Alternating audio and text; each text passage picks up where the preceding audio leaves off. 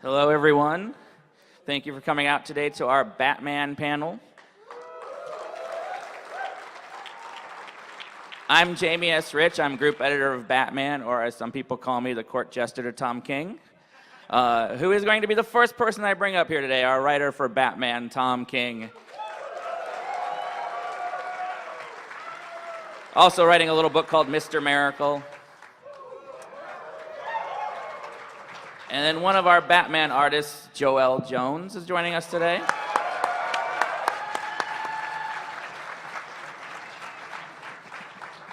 Also currently working on Batman is Tony Daniel.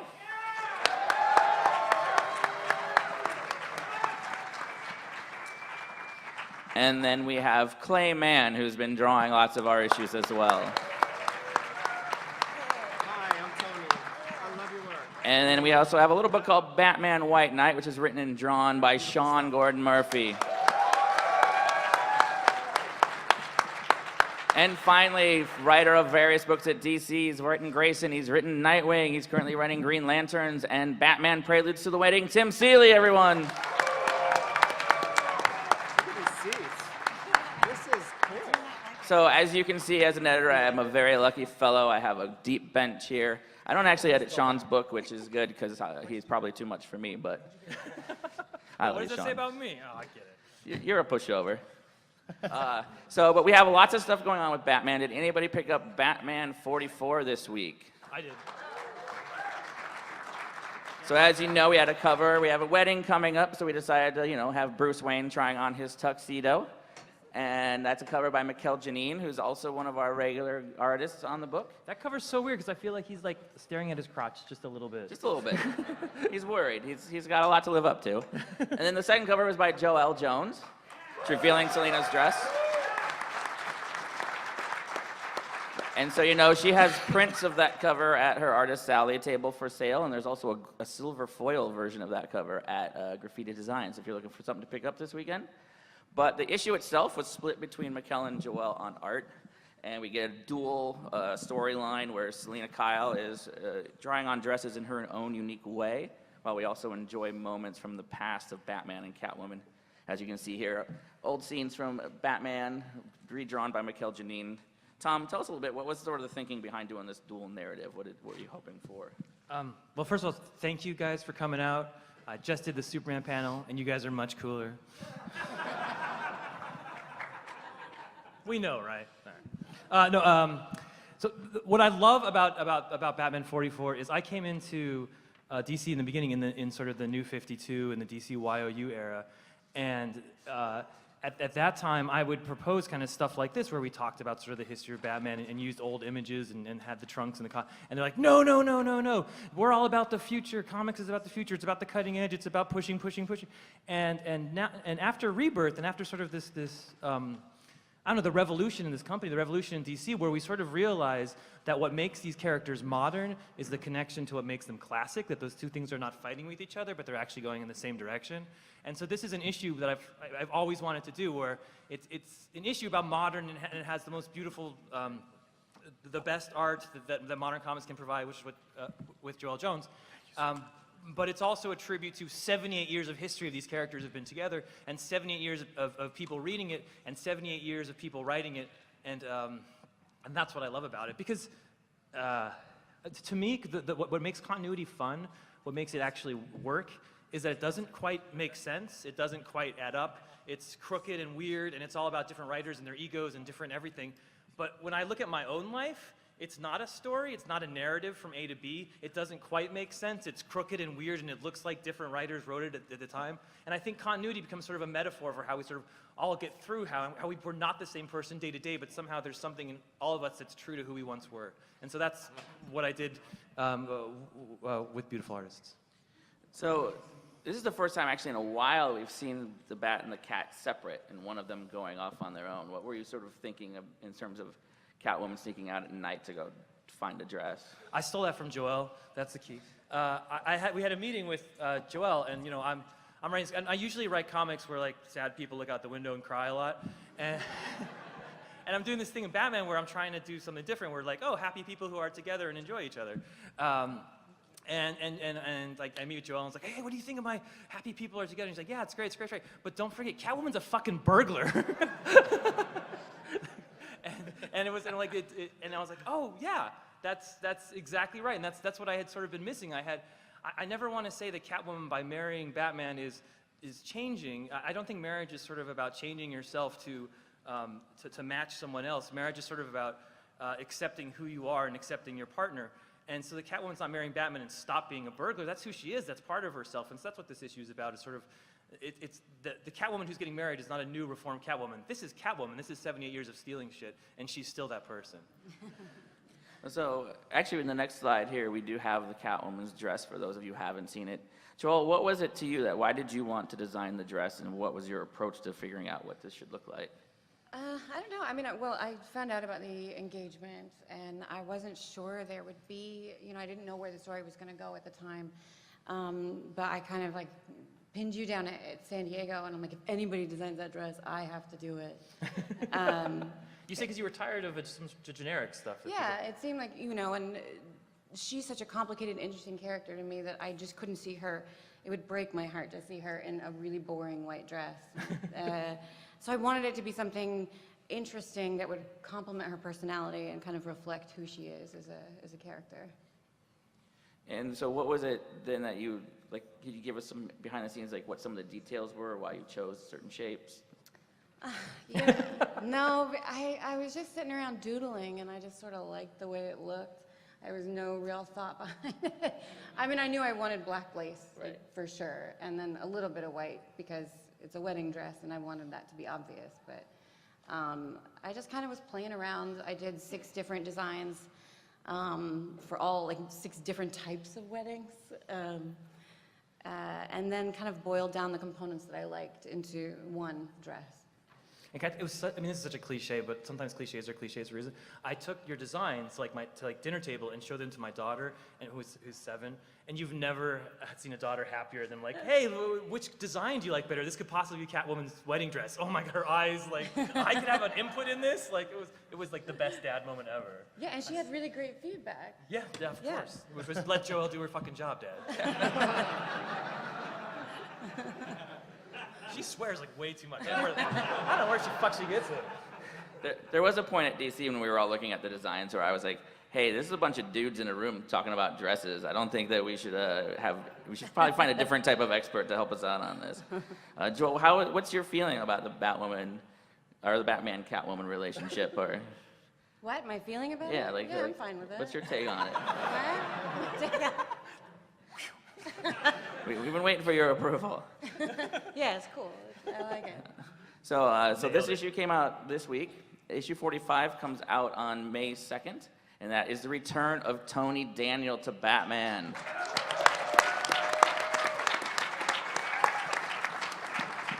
One correction, Tony is actually inking this issue himself. Sandu did not end up helping out, so that's also a big deal. When was the last time you inked yourself?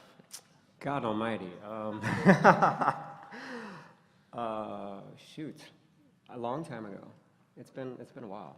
And when was the last time you actually were on the Batman title? That's been... It's been about 5 years. Yeah. So, I was on collectively for about 5 years, which is a pretty long run. Right. And then I took 5 years off, so now I'm back. So I'm on for another 5 years, right? Right? Yes. So Make it 10. What is said at a panel is in blood. what drew you back to it this time? Like, what makes you come back to Gotham?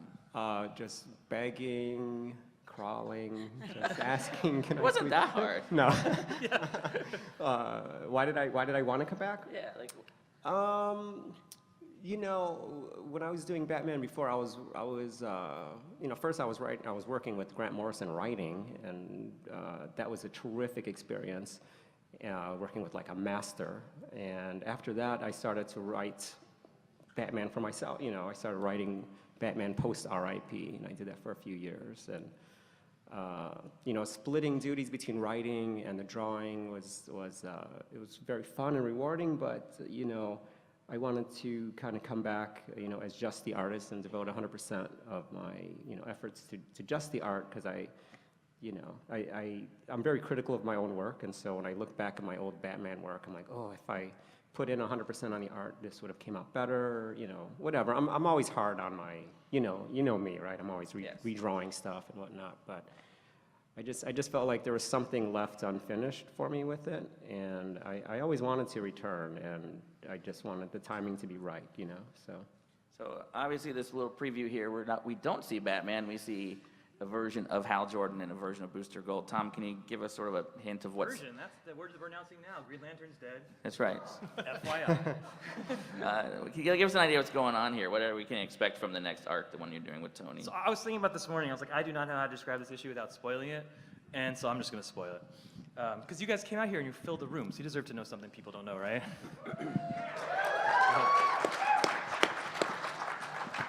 Yeah, so I've never talked about this before, so if I fuck it up, blame Jamie. But what happens is Booster Gold, who is a very nice and concerning friend, and but doesn't always make the best choices. He in the future, and he wants to get a wedding gift for the Bat and Cat wedding, which is a very nice thought to have. And he says, well, what do I get the man who has everything? And then he remembers that old Superman story about the man who has everything. What do you get him?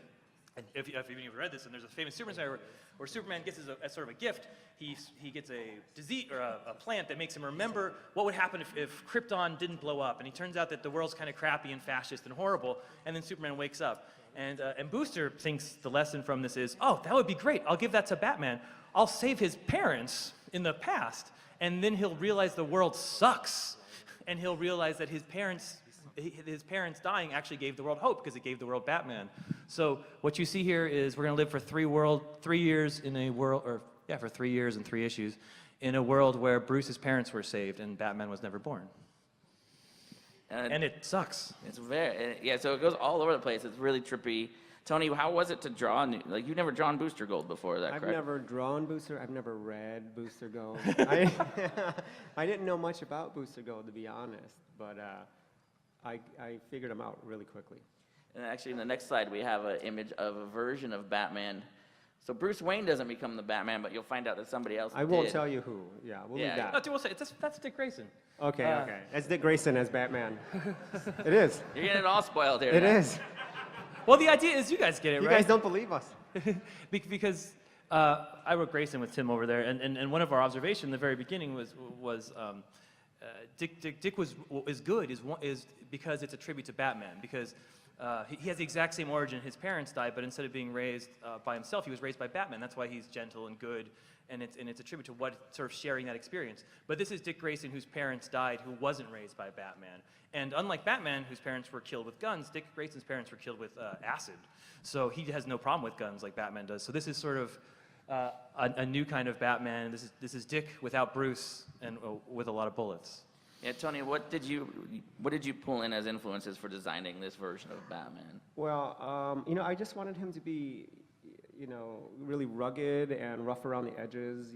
I saw him less, clean looking, like our Bruce Wayne Batman is. And, I was kind of thinking like a road warrior type of a, guy, and, stubbly face, which we've seen Batman with stubble before, but, that's kind of, and we've seen this type of Batman, I guess, at some point or another, but I don't know, that's just my version. But I want to give, props to Tomeo Mori, who's my colorist, and he's just like, saves my butt. And he's just like incredible. He lives in Spain, and we touch base all the time, and he really delivers a lot of the style that you see in the finished product. Yeah, I really like how he does like the skies in this issue. The It's really skies, I grimy didn't want and to do gross. red skies, a lot of times, we, in the past, we would kind of go to that, so that Batman pops out from all the darkness, and I kind of don't mind the darkness, so, what Tomeo did was do like a greenish color, like we see there in that Batman page, with the orange in the back. He just delivered a really nice, color combination and color palette, and the whole series just looks, the whole arc is just these wonderful colors. Yeah, we have lots of great colorists on our team. Like Joelle's pages are colored by Jordi Belair, MIKEL pages by June Chung. We're very blessed to have like amazing colorists. And actually, we have a black and white though of Tony, your next cover for Batman 46. Oh no, they put the color in. Color. They put the color in, so they got it. We just did that, and again, that's Danny Miki who inked it, and because now I'm running into deadline problems. So I need inkers that kind of save me and get me done on time. And Danny and I are friends, and so he did some really good work there. I really love it. And again, the colorist just really made everything pop. But there we have Catwoman escaping Arkham with Booster Gold with the beard, and that's a lot of fun. And crazy Batman behind them. What I love about Double Shift Batman is every 2 or 3 issues we're switching genres, we're switching tones, so that if you're like, oh man, a Poison Ivy story that's about trauma, then you get a beautiful story about a wedding, and then you're going to get a horrible story about a possible future. And so that we're just like, whatever's coming at you, the next thing is going to be entirely different. And this, yeah, I'm really proud of this story. It's awesome. Speaking to that, like, how do you approach all these different artists? What's the challenge of sort of switching gears for individual artists on these stories? I'm a super nerd, so like I read comics growing up, just like that's what I did. I spent all my money on comics, and the best quality I try is I can see a comic before I write it. I can look at an artist and sort of see the pages. So I try to picture. I mean, it's easy with an artist like Tony or Joelle. I mean, Clay's obviously not easy, but but I can see the beautiful comic they'll make, and I just try to describe it in as few words as possible in case I get it wrong. So speaking of Clay, we have another cover to show off. It's a variant cover to DC Nation number 0 by Clay Mann with Jordi Belair. I love this cover.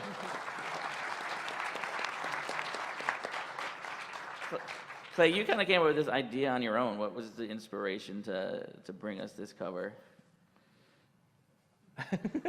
I told you, it's hard. I don't even remember if was it my idea? I don't remember. I think it was you. You turned in a sketch, and it was like, that's a pretty cool idea. But did you give me the idea? I don't know. We incepted you.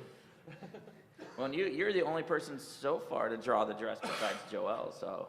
I was excited to draw the dress. I really liked it. So. And then, as you'll see, we have pages from the story itself. So DC Nation 0 is going to be I think it's a 25-cent comic. Yeah, it just sold 1 million copies. Yeah. So you have 3 nice stories in it. And in the story we have is an 8-page Joker story. As you can see here, one of the creepiest images I've seen in a long time, Joker looking through your mail slot. So if you have a mail slot at home. Tom, give us a little idea of what's going on here and why this story has happening. Yeah, I mean, I worked with Joker a little bit in Jokes and Riddles, but he wasn't laughing. So this is modern Joker, and this is the scariest character. Joker's unlike any other character in fiction, in TV, anywhere, because he doesn't have motivations. As a writer, your job is to sort of take the different motivations of characters and connect them and make them work. And that's why when we watch shows, the first thing we pick it apart is like, oh, he wouldn't do that, or that doesn't make sense. That guy didn't. You have to set up things so that everyone's doing what they should do at the right time.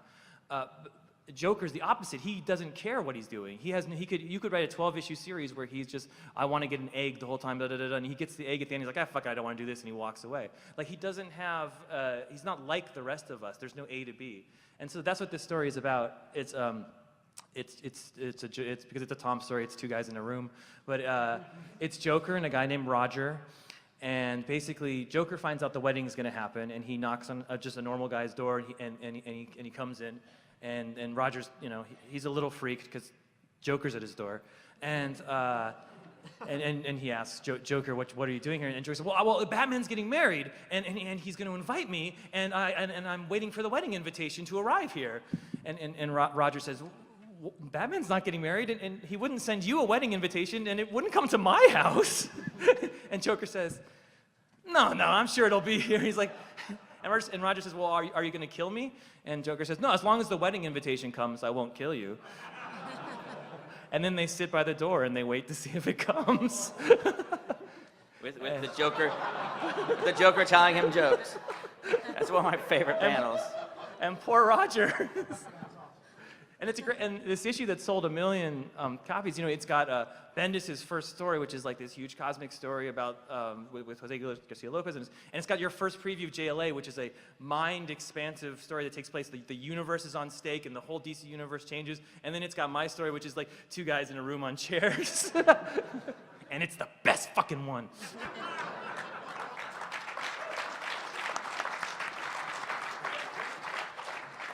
Clay, what was your reaction to the script when you got it? Because it's pretty dark. It's funny as hell, but it's also like, you almost feel like you shouldn't be laughing at the same time. I wasn't laughing at all. Two guys in a chair. It's got jokes, and I steal these little dad jokes from open source. But can I tell you one of the jokes? Did you guys hear the one about the envelope without a stamp? You wouldn't get it. I'm a professional writer.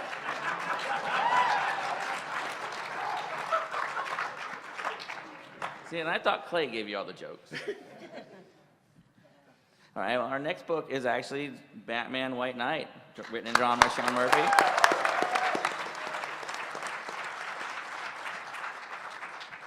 So, Sean, you have a really different and unique take on Batman and the Joker. Can you explain to people who may not know what it is, what that take is, and kind of what inspired you to go in this direction? It's sort of a what-if story. What if Joker was cured and was sane? Would he be even more of a threat to Batman than he ever was? And yeah, it's become kind of a runaway hit. I think we're in multiple reprints of every issue, which is crazy, though. Thank you guys for supporting that.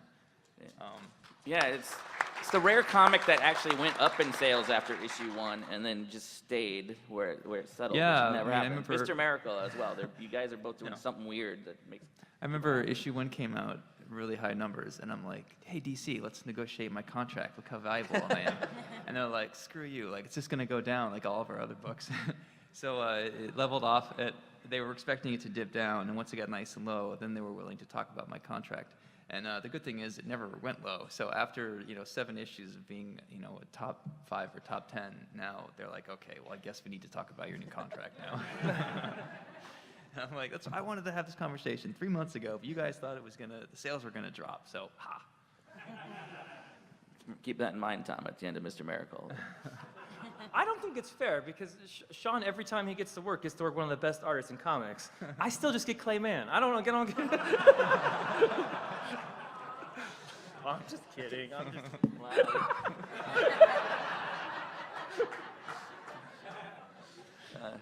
But Sean, you've had some interaction though with fans. Like you tend to get feedback on Twitter and get into discussions about it. Yeah. Have the fans taught you things about your own work that's made you look at it differently? Yeah, so a lot of the book it talks about politics, but it's not political. So when it started to come out, I tried to get out on Twitter and explain to people, I'm not here to grind an axe. It's not like punk rock Jesus. I just want to talk about what if Gotham was hit with politics like we're hit with. And yeah, when I pitched the idea last year, my editor said, I don't know if anyone would ever vote for Joker, this guy who's not cut out for politics. But after the election, they were like, yeah, I think this Joker story makes a lot of sense. And what we see here is a variant cover that you did as well. You're doing your own covers and your variants. What do you do to make sure they're different? Do you have a scheme that you're working with? Yeah, so I use my variants as character covers. So if you guys remember the old Zorro comics, you had a head-to-toe picture of Zorro with a plain color background, so really easy to draw. So I try to use every variant to highlight a different character, just make it bright and colorful and just kind of fun. This was for issue 7, Yeah. and Montoya isn't really in it, but I thought that I really wanted to do something with her looking badass in the car. So yeah, there you go. Have you got any cosplay yet? Because I'm assuming you're going to get a lot of Neo Jokers by San Diego. I heard of a guy who's dressed as Batman with a pink robe on. Nice. There's this mistake I made in issue 5 where Bruce is in the manor and he's got to scare these villains out of his house, but he can't show up as dressed as Batman, so he shows up dressed in a pink robe with nothing on underneath. And you can see his bare chest and his legs, whatever, and he's looking all hot. And then 2 seconds later, Nightwing shows up, and Nightwing's like, you stay here, Mr. Wayne, we'll take care of this. And Bruce is basically like, I don't think so. And he does this, and he's wearing the costume underneath. But I drew that panel first, and I forgot that he was actually not wearing anything under the robe. So now there's this whole idea of a pink bat robe that has the costume underneath it. So there's a guy walking around as Batman in a pink robe, and that's apparently yeah. Nice. And you're known as a gearhead. You designed a lot of different Batmobiles for this. How did that feel to get to create your own army of Oh, Batmobiles? yeah. I mean, cards on the table. I mean, I just wanted to draw all the Batmobiles, and I had to add a plot to it at some point. So the setup for the end was like there's 7 tunnels going to the secret island. There's 7 Batmobiles. Like, you know, how fortunate is that? And what if every character was driving like the Burton Batmobile in the '66? So I just tried to think of a logical reason why that would happen, and yeah, I think people seem to dig it, so that's good. I think there's a preview page coming up from issue 8. You might spoil something. Sorry to get ahead of you. Why is there underwear on my table? Oh, no. The trunks are bad. Superman trucks. I just noticed these. Well, so here we have the cover for 8. That is the cover for 8, yeah. Why is there underwear at the table? Because the last... Every panel comes with underwear, Yeah. man. Oh, okay. At the end of the Superman panel, you got underwear. We have something for you at the end of our panel. It's not underwear. It's because the Batman panel, you're so excited you feel your shorts, so now you need to change it. Nice. We are prepped. So yeah, here is, I guess, what you're saying is a spoiler, which is also an awesome-looking action sequence. So. Oh, yeah. It's got the tumbler in there on its rear wheels. It's got Roxy Rocket. Gordon's in the '89. Montoya's in like a Golden Age Batmobile, and that whole scene was really fun to draw. The first half of the last issue is basically a big action scene. It's a super oversized issue, 28 pages, I think, for the same low price of $3.99. But yeah, this is what you're getting. And do you think this is an area you'll visit again? Because this has gotten such a great response. There seems to be a lot of stories, and like I think around the office we call it the Sean Murphy universe. Yeah, the Murphyverse. Yeah. Are you gonna do some more on this line? Do you think, or depends on the contract negotiation? We'll have an announcement at New York Comic Con. Awesome. Can I just ask a question? Sean, how the heck do you do these cars? Like, so amazing. I mean, they're so dynamic. Like, for me, it's like, it's so hard to do cars and make them look dynamic. Yeah. I mean, there's a real energy to your cars, and that's not easy to do. Well, so the drawing So, like, how do you do it, is what I want to know. I need to know your secrets. car porn. No, a lot of the anime or manga I read, they're really great at drawing cars. The Gunsmith cats, were you inspired by any of that? I speed used to lines. love that, yeah. Like if you have an inker that can handle speed lines really well, and it kind of helps move things around a lot more in the comic, like how to make a car look like it's being thrown, how the wheel is in the wheel well. If you enjoy cars a lot, I think it's easier. Like I don't know if I would be good at drawing wedding dresses. Yeah. Obviously, Joelle does. You love that. You love wedding never dresses. done it No? before, You can't tell. It looks amazing. I have a page of Joelle's from a while back where you drew a nice taxi cab. So Oh, I thanks. feel like it seems like you draw a car. You like to draw cars because you're pretty good at it. Yeah, my dad's a mechanic, so I grew up around cars. There you go. But yeah, I'm still learning how to draw them. Awesome. So coming up in in June, we have a 5-week series, Batman Prelude to the Wedding, which Tim Seeley has joined us to write. 5 specials. Thank you. A super cover by Raphael Albuquerque that connects all 5 issues together that you'll see here. And features lots of pink for a Batman story, right? Yes. I like that. So this is essentially like the concept here was what if there was a wedding reception and the villains showed up? But the stories are about something else. We brought you on. We wanted to do specials where one hero versus one villain. How did you go about like putting together what that would be and what it would mean for the overall story? Well, the approach was, Tom and I had worked together in Grayson, so I knew I could just call him up and ask him what he was doing and what he wanted, to fill out the rest of the story. And he mentioned there's all these moments I didn't get to write because I had to fill it with Joker being crazy and poking people's faces and their eyes out and stuff. So we decided that the way that we would do this, instead of, I love the idea that there's a Batman reception and everybody's slugging it out, but it's not really a story. So the story became basically the Bat family is reacting basically emotionally the way you would to a family member getting married. And so there's chaos, and then in the middle of that, the Joker is dropped in, and basically he's this sort of crazy bomb that pushes all the villains into different directions. So at the same time that Nightwing is having questions of, am I going to be best man, or is he going to ask Superman? And Damian is wondering, how it will be like to have Catwoman as his new mom. All these questions that would come up for a wedding. At the same time, Joker's made Riddler go, run around trying to figure out where Joker is, and told Ra's al Ghul these things. And so all these characters are bumping into each other in the midst of this giant, crazy wedding. And it felt like a real-life wedding. I mean, weddings in real life, as you know, never go as you plan. And they're always crazy, and there's always drama. And so it's perfect for a Batman story. Yeah, it was. Well, that's pretty cool. Yeah, that's Otto Schmidt drew that. Yeah, it was one of the, when I first sort of proposed this. I mean, it's a Batman's a 100-issue arc. So when I first proposed this story beat of this potential Batcat wedding to Dan DiDio, like the guy who's responsible for actually selling the comics and publishing it. He knows what I do in Mr. Miracle, where I'll do a whole issue about someone having a baby, and he's like, you can't fucking do that in Batman. You can't do just an issue of a bachelor party and an issue of a bachelorette party, and I was like, oh, I would never do that. I'm like crossing out my outline. I was like, oh crap. And but Clay and I slipped through one double date issue under his radar, which was nice. And but we finally. Right? But so we're finally getting near the event, and Dan calls me on the phone, and I was like, hey, what's going on? I was like, you won't believe these incredible, like, gory stories I have coming. He's like, where's my bachelorette party? Where's my bachelor party? And I was like, you're Tim Seeley. And so that's where all those because there's just so much story there. Everyone needs to react to this, and so I got one of my favorite writers, or I didn't get, but they hired one of my favorite writers to do it. Oh, thanks, Tom. So artist-wise, we have Brad Walker, Travis Moore, Minkyu Jung, Javi Fernandez, and Sammy Basri on the main stories, and each issue has 2 pages, which you're seeing things from here by Otto Schmidt. So we got a really great group of artists to come in and people who worked on the specific characters to sort of give us a great a take on them. And the last issue is going to be Harley Quinn versus Joker, because she's essentially upset that Joker is trying to mess with a good relationship because he doesn't understand what it means.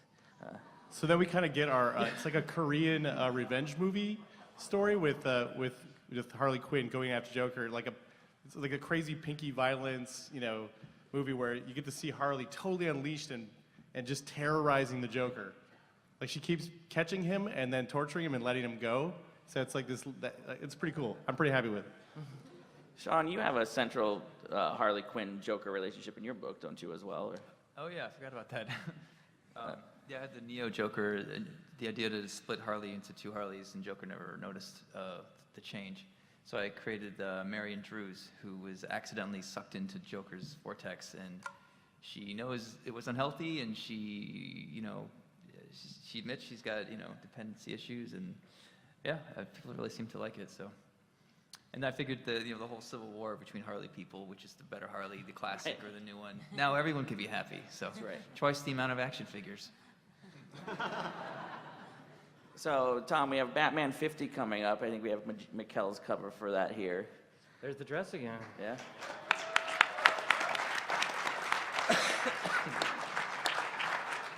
So, any teasers? Joelle is torturing so many artists with all that fine detail.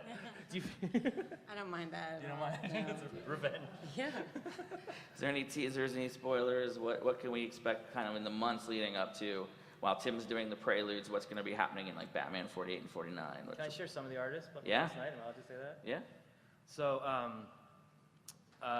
some of the artists that are going to be in this issue, MIKEL and I, Batman's a 100-issue story, and some of the greatest artists in comics are coming off and off, but since the beginning it's been me and MIKEL. We did Rebirth 1 together, and we'll do, hopefully, Batman 103.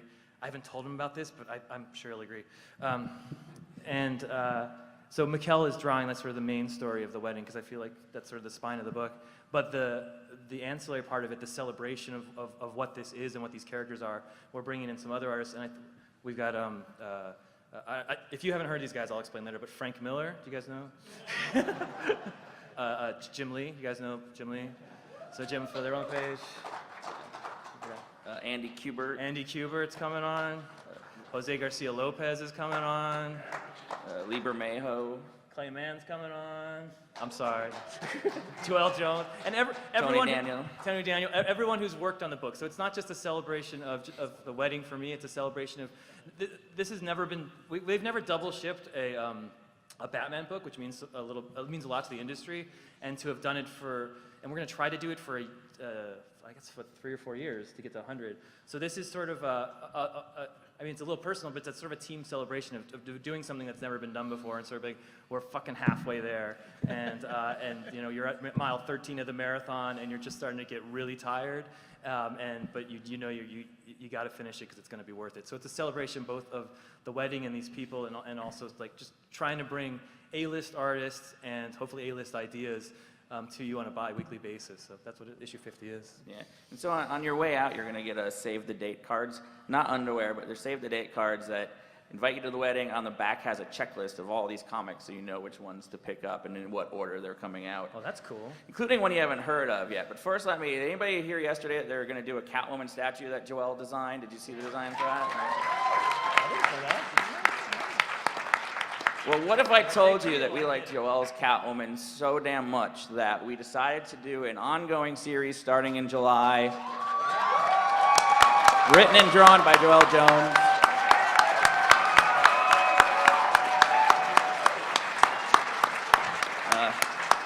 If you read a little book called Lady Killer, Laura Allred, who colored her on that, is coming over to color this. So we're putting the team back together. Hopefully get some more Eisner nominations for you. Maybe you can beat Tom for Best Writer. That would put him in his place. Beat Clay for Best Artist. How did this come about, Joelle? Give us a little of the backstory of how Catwoman happened. Yeah, I was in the DC Writers Workshop. I had come off of writing Lady Killer, and they contacted me to be in the class, and I jumped at the opportunity because I'm not really an experienced writer, and was never really interested in writing at all. It was just a means to an end to draw what I wanted without any interference.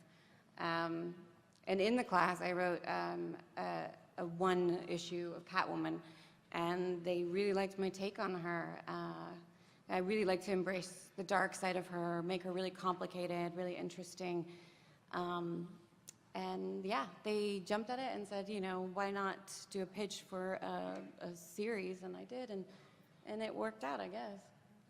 And so a little bit of the story we're starting with is there's someone out there who's committing crimes just like Selena Kyle, and she has to figure out who's impersonating her, because, you know, she's got a whole different life right now, and it might be a little strange if a certain bat fellow thinks that she's out there committing crimes again. And what's the character, though, mean to you, Joelle? Is this someone you wanted to work on for a long time? Like, what's your take on her? What's your, like, Catwoman that inspired you?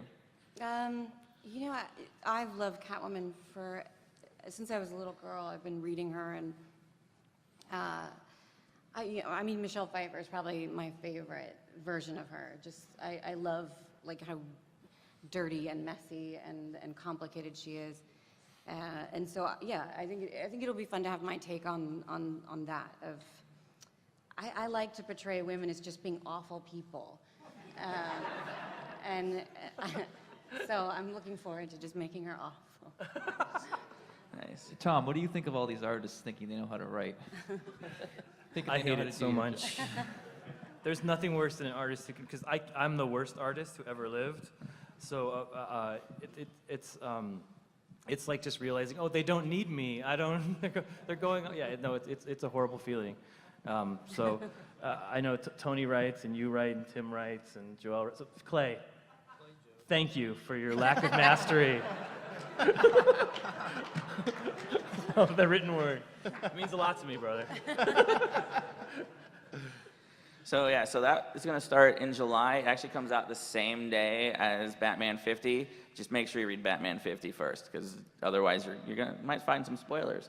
And I think we have like 10 minutes left or so. If we want to open it up to questions, see what the audience has to say. Clark has a microphone, and he'll come to you. There's a gentleman right there. So will you guys have David Finch back on the series during the 100th issue arc? David has an open invitation. He will be doing a page of number 50 to contribute as well. I love David. I beg him to come back. Fucking Canadians, man. Next question.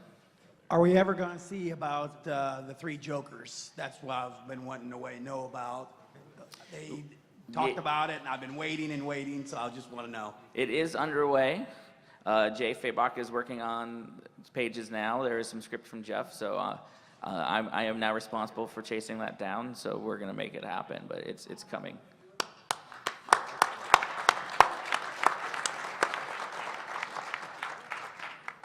Okay, so this is just a question before I get my hopes up too high. Are you guys going to One More Day us? One More Day You. From oh, Spider-Man. I'm thinking like do a Are you gonna Mephisto whole thing? Yes, 100%. Okay, I'll make sure not, you know. No, there will be no more. There will be no more One More Daying. It's not an alternative reality. It's not. It's some. Whatever happens in 50 happens in Batman continuity. Yeah. But we're also going to go back and do a Batman Clone Saga just to mess with you guys.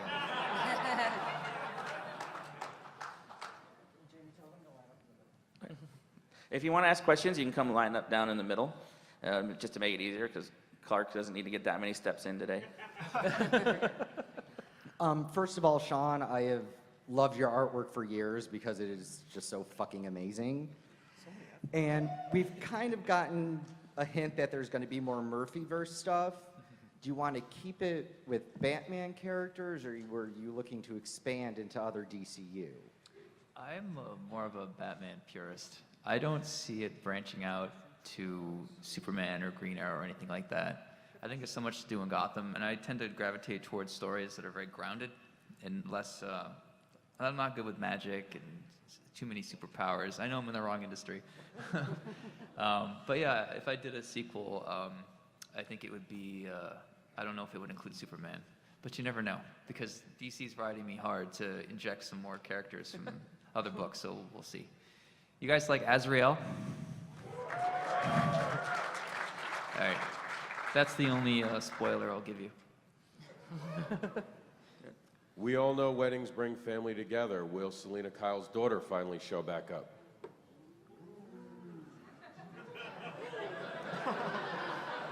Well, we kind of touch it in the Damien issue of the prelude. We kind of mess with that a little bit, but you'll see why. But yeah. Yeah, I get a lot of questions on everywhere. Who's going to be at the wedding? What's going to happen? I think at this point, 4 or 5 people. Jamie, me. No. So it's like a super kept secret. So yeah, I'm not. So yeah, I can't comment on anything on the wedding. It's the closest kept secret in my comic book history. Hi, my question's for Tom. Your first issue, when the plane's coming down and Batman has to save it and everything. I just wanted to ask about your process when you take on a book like this. You've mentioned like a 100-issue arc. Did you start your process with a beginning and an end, or how do you tackle taking on Batman when you get the job as the Batman writer? Well, first of all, this is first of all, that first issue, it's just Batman on a plane. I stole that concept from a writer called William Messner Loeb, who's having some troubles now. So if you're online, you see William Messner Loeb. He needs all the support he can get. He's one of my favorite writers of all time. It's from Flash 54. What it took me a while to realize is the things I write best are these little 12-issue series. I like Vision. I like Mr. Miracle. I like Omega Men. Even though no one read it, I love it. And with Batman, at first, it was kind of it was overwhelming because I was following Scott Snyder, who had done an almost perfect Batman, and I didn't really know how to grasp that sense of what I get from those 12-issue series. And it did sort of take me a while to realize that a 100-issue series could be like a 12-issue series, that you could have an arc with a character, you could have a beginning, you could have a middle, you could have an end. I come from novels, so I like to think of things that way. And so it took me a while to get that concept in my head of, yes, it's tough to say a character can change because he's been around for 80 years, but my character can change, or your Batman can change, and this Batman can go through a growth and can experience loss, and of course, when you're dissecting Batman, you're dissecting a character that's been around, that's been popular for this long for a reason, and it's because he speaks to something in all of us. So what you're really dissecting is sort of all of us. That's like the big stupid literary conceit. So that's when it became interesting, and that's when I could think that this is a story that has a close. This is a story where if you read the first issue, it'll relate to the last issue, and at the very end of it, you're seeing one vision for one plot. I like that. Hi. So with the dress and with date night and with the bathrobe we talked about tonight, I'm curious what other looks that you'd like to see our favorite characters in, maybe outside of their superhero costume, you know. That sounds like an artist question. Clay?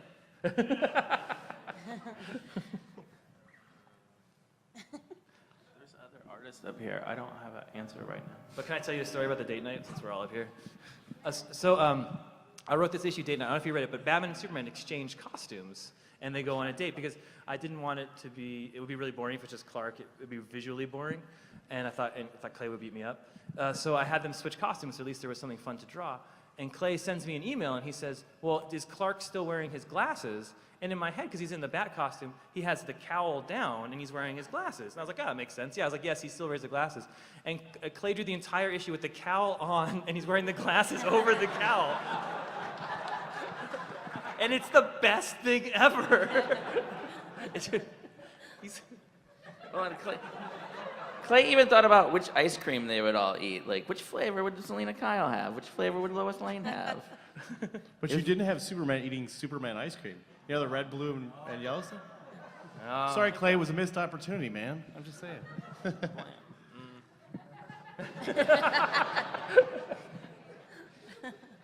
Tony, you've drawn so many Batman. Is there anything that you haven't drawn yet that you're like, Tom, you should give this to me? I will take notes. We're going to talk about that later, right? Yeah, for sure. I don't know. I mean, that's a hard question to answer because I've done a lot, but I don't know. I mean, I haven't done a whole lot with Joker, but he's already been used quite a bit. Yeah. So I don't think we're going to touch upon him for a while. But there's 3 of them now. We just got to go through them. Well, we can pick one. Yeah, I mean, it's hard to say. I mean, I love Gotham City, you know, so much that there's no character that I wouldn't want to do in it. You know, they're all awesome. So I'm easy. I'm an easy audience when it comes to what Tom wants to write. So yeah, I'll have fun no matter what. It's awesome. Yeah, Tom, you're kind of an artist writer. You don't go really heavy into being dictatorial or explaining too much. Like, do you ever just sometimes want to be like, do it my way, do it exactly as I told you, Clayman? Isn't the 9-panel grid sort of that? Yeah, yeah, I mean, I feel like I do all these, I do too many panels and I do too many things, but if you make your artists happy, they draw better. It's just a selfish thing, right? No, I do it just for you guys. So, I mean, the best part about the best way to make good comics is to hire the right people. It's like anything in life, right? So if you've hired the right person, just let them go, basically. Sean, do you ever curse out your writer? One time Scott called me when we were doing the wake, and he's like, I had this great idea, like this flash of 1,000 mermaids, like all monsters underwater. Isn't that awesome? And I'm like, dude, I had to fucking draw that. Like for you, he gets paid by the page. So, page 8, 1,000 mermaids. Scott's like, done for the day. Me, I have to draw 1,000 goddamn mermaids. And I think that was the first time he ever clicked with him that someone has to draw this shit. And, your gift of 1,000 mermaids isn't necessarily a big thank you, Like, you want to give me a gift? Give me, like, a mermaid in a blizzard. You can't even see him. That's right. I remember when I first worked with Clay on something else, I was like, I love this page. I love how you switched it to silhouettes. That's such an artistic choice. And he's like, yeah, that's because they're easier to fucking draw. Yeah. I think the secret society of artists, we've all had a meeting, and we all go out and talk about drawing. We talk about silhouettes are so artistic, and it's like the high art. But really, we're like, I didn't really want to draw anything. That's the big trick. Tim, you're an artist as well. You recently even started doing covers for Constantine while you were writing that series. Yeah, I mean, you think I put in like 12 years as just an artist pretty much, and you would think that I would be really nice to the artist. I'm totally a dick. Like, I should be totally sympathetic, but I'm like, oh, I just really want to see him do that. I know it's hard, but I gotta see it. So yeah, it's weird. You never get nicer as a writer. You're just always a horrible, horrible person.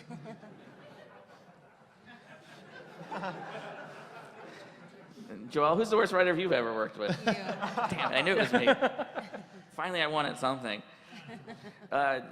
Joelle, Sean, do you guys think you'll ever write for other artists? I don't think so. I don't know. I'd feel really uncomfortable. I just don't feel like I don't really write scripts. Like, it's just, I kind of thumbnail it and doodle, and then I do the dialogue last. So I have no idea how I would do that for somebody else. I'm going to write something for Joelle and steal her from Tom. I'll do Maybe it. like a Neo Joker spinoff with Joelle Jones. Yeah, who'd rather read that? No? Suck it, Tom. Stick figures. Yeah, if you guys ever want to see Tom draw, just bring him in Elmer Fudd versus Batman, and he will draw on your cover. Oh, I've been seeing those. Those are pretty great. It's the perspective. See, you guys draw what everyone sees. I draw what everyone feels. Yeah, there you go. And they feel that I am a crappy artist. How was doing Elmer Fudd versus Batman? It's still like the one comic that you tell people, like, you got to read this, and they don't believe you, and then they read it, and they say, oh my God, you're right, this is amazing. How did you make an Elmer Fudd comic that was so damn good? Lee Weeks. Lee Weeks, yes. Yeah. That's I'm really glad you brought Lee Weeks back. Like I grew up on his stuff. I loved him since the Marvel series cards he did. So. Lee's the best. I did this. We were doing this Elmer Fudd issue, and I'd never worked with Lee before. I knew him for a long time. He's the nicest guy in comics, and I literally called him halfway through the issue. He was turning in pages, and I said. I was like whispering, I was like, Lee, it's an Elmer Fudd issue. You don't have to work this hard. he was turning in like Mazzucchelli year 1 pages with Elmer Fudd on them.